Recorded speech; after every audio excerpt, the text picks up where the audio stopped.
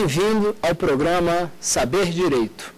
Meu nome é Rogério Neiva, sou juiz do trabalho, professor de Direito Material e Processual do Trabalho e estamos desenvolvendo aqui o nosso curso sobre Direito do Trabalho aplicado à administração pública, também chamado Regime de Emprego Público. Essa é a nossa quinta e última aula que trata do direito do trabalho aplicado à administração. E o objeto da nossa abordagem, neste nosso último encontro, corresponde ao direito coletivo do trabalho aplicado à administração pública. Na nossa primeira aula, tratamos de aspectos introdutórios. Na segunda aula, tratamos do estabelecimento e do desenvolvimento do contrato de trabalho no âmbito da administração. Na aula seguinte, tratamos da terceirização. E nessa última aula, iremos tratar de aspectos relacionados ao direito coletivo. Nós temos a participação aqui conosco da Paula, do Luiz Fernando e da Tânia. Se você tiver alguma dúvida a respeito do que estamos tratando aqui, relacionado à aplicação do direito do trabalho na administração, mande um e-mail para saberdireito@stf.jus.br saberdireito@stf.jus.br. Muito bem, então nós vamos tratar nesta aula, com o enfoque do direito do trabalho aplicado à administração pública, ou seja, no contexto da preocupação com o regime de direito do trabalho envolvendo o regime do emprego público, nós vamos tratar dos aspectos relacionados ao direito coletivo. E, em primeiro lugar, precisamos compreender alguns conceitos relevantes sobre o direito coletivo do trabalho. E uma primeira ideia fundamental que é preciso que se compreenda é que o direito coletivo do trabalho tem dois objetos fundamentais, precisamente. Ou seja, o direito coletivo do trabalho trata de dois aspectos relevantes. O primeiro objeto de preocupação do direito coletivo do trabalho envolve a organização sindical. Envolve o conjunto de conceitos, institutos e regras que vão tratar da organização coletiva de trabalhadores e empregadores. O segundo objeto de preocupação do direito coletivo do trabalho corresponde aos mecanismos de solução dos conflitos coletivos. Nós iremos tratar aqui nessa aula, inicialmente, iremos abordar de maneira introdutória cada um destes objetos de preocupação do direito do trabalho e, na sequência, iremos trabalhar com as problematizações e consequências da aplicação dos institutos do direito coletivo do trabalho na administração pública, de modo que, num primeiro momento, iremos trabalhar conceitos relacionados à organização sindical, para depois serem abordadas as problematizações da organização sindical no âmbito da administração, e, num segundo momento, vamos trabalhar com os conceitos do direito coletivo, da solução dos conflitos coletivos no âmbito do direito coletivo do trabalho e as problematizações disso na administração pública. Muito bem, quando falamos em organização sindical, uma primeira preocupação que devemos ter envolve a compreensão de que o artigo 8º da Constituição estabeleceu, formatou as características do nosso modelo de organização sindical. É bem verdade que temos normas infraconstitucionais na CLT que vão tratar da organização coletiva de trabalhadores e empregadores. Porém, a estrutura, os pilares fundamentais do nosso modelo de organização sindical estão definidos no artigo 8º da Constituição. E o artigo 8º da Constituição estabelece fundamentalmente 4 características que determinam os pilares do nosso modelo de organização sindical. A primeira característica, definida no artigo 8º da Constituição, corresponde à ideia da liberdade sindical. A Constituição, em primeiro lugar, consagra a regra da liberdade sindical. E liberdade sindical tem alguns sentidos.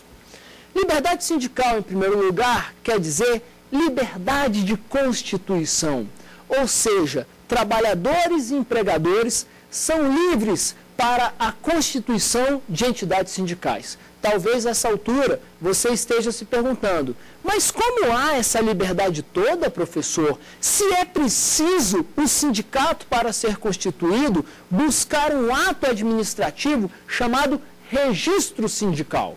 E aí poderíamos problematizar perguntando, o registro sindical é compatível com a cláusula de liberdade sindical estabelecida no texto constitucional? Após um longo debate doutrinário jurisprudencial, a resposta que se chegou acerca dessa pergunta é de que o registro sindical convive com a liberdade sindical, com a liberdade de constituição, na medida em que é concebido enquanto um ato administrativo vinculado de verificação da presença dos requisitos necessários à constituição do sindicato. Ou seja, o registro sindical não tem natureza de ato discricionário. O administrador, presente os requisitos, é obrigado a praticar o ato administrativo correspondente ao registro sindical. E é preciso lembrar que o sindicato, num primeiro momento, é constituído na forma da lei civil. E aí existe, enquanto pessoa jurídica de direito privado, de natureza associativa. O sindicato, portanto, em primeiro lugar, é uma associação. Num segundo momento, ao obter o registro sindical, ganha aquilo que a doutrina vai chamar de personalidade jurídica sindical. E aí, portanto, assume efetivamente a condição de sindicato. Então, retomando, a primeira característica da liberdade sindical envolve a liberdade de constituição. A segunda característica envolve a liberdade de organização. Como assim? Os sindicatos, os trabalhadores, empregadores, têm a liberdade para definir um modelo orgânico de estruturação das entidades sindicais. Aliás, se discutiu por muito tempo se o artigo 522 da CLT, que vai tratar da quantidade de diretores por entidade sindical, se esse dispositivo teria sido recepcionado pela Constituição. Por haver aí, era a compreensão que se tinha, uma intervenção estatal na definição da estrutura orgânica. E a jurisprudência entendeu, de fato, que haveria sim, no caso, estabelecer por norma infraconstitucional quantidade de diretores de entidade sindical, efetivamente seria um comprometimento indevido da liberdade sindical, no caso a liberdade de organização, assegurada na Constituição. Porém, em função dessa questão da definição da quantidade de diretores, tivemos um outro problema, que foi o debate a respeito da estabilidade. Ou seja, o sindicato pode ter 100 diretores? E a resposta que havia sido construída, inicialmente, era de que sim, isso faz parte da cláusula de liberdade de organização. Porém, a outra pergunta que se faria é, e todos esses 100 diretores, considerando a regra da estabilidade do dirigente sindical, todos os diretores terão estabilidade? O que disse o TST por meio da súmula 369, que trata da estabilidade do dirigente sindical? Aí vamos aplicar a norma infraconstitucional, no sentido de que no máximo 7 diretores por entidade sindical terão estabilidade.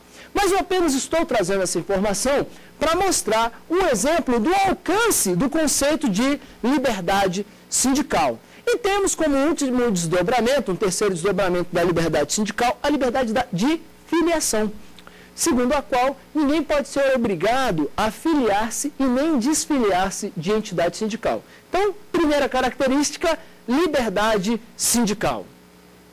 Segunda característica, e aí começamos as limitações à liberdade sindical.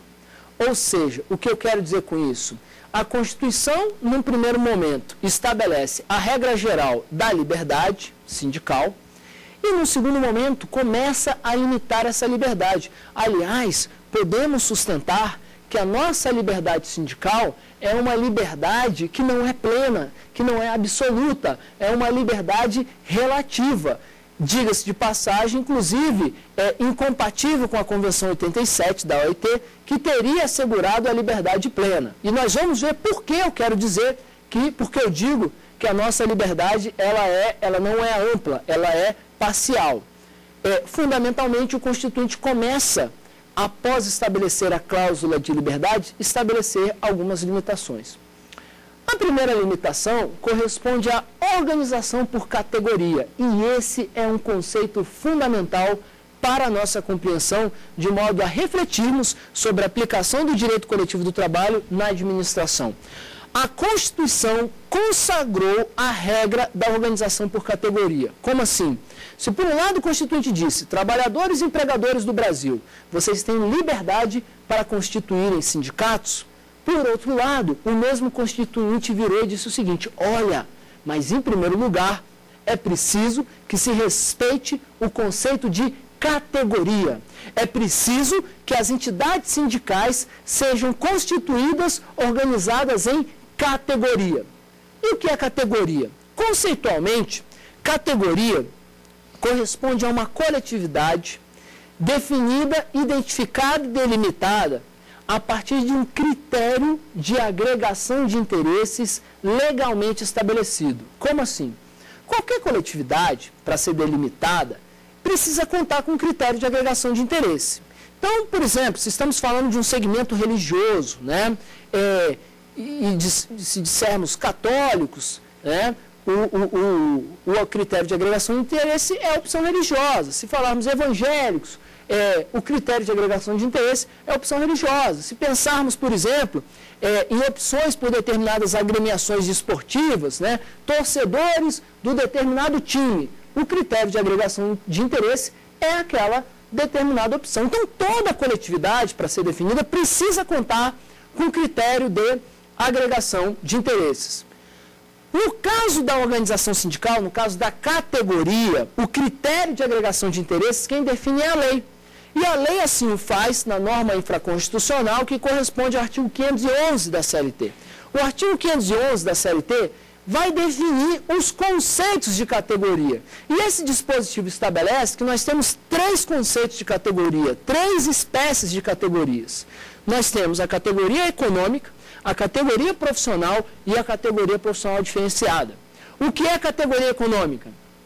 Categoria econômica corresponde à coletividade de empregadores que desenvolvem atividades econômicas semelhantes. Então, ou seja, os empregadores, para constituírem sindicato, precisam ser do mesmo segmento econômico. Eu não posso ter um empregador da construção civil constituindo um sindicato com um empregador, com uma empresa que atua no comércio varejista, porque está-se a quebrar o modelo de organização por categoria. O segundo conceito envolve a categoria profissional. O que é categoria profissional? Coletividade de trabalhadores que trabalham para empregadores de mesma categoria econômica. Ou seja, a categoria profissional, e esse é um conceito importante, ela é definida a partir de uma lógica de paralelismo. A categoria profissional de um trabalhador, ela é estabelecida a partir da categoria econômica do seu empregador. Então, se quisermos identificar a categoria profissional, a pergunta que teríamos que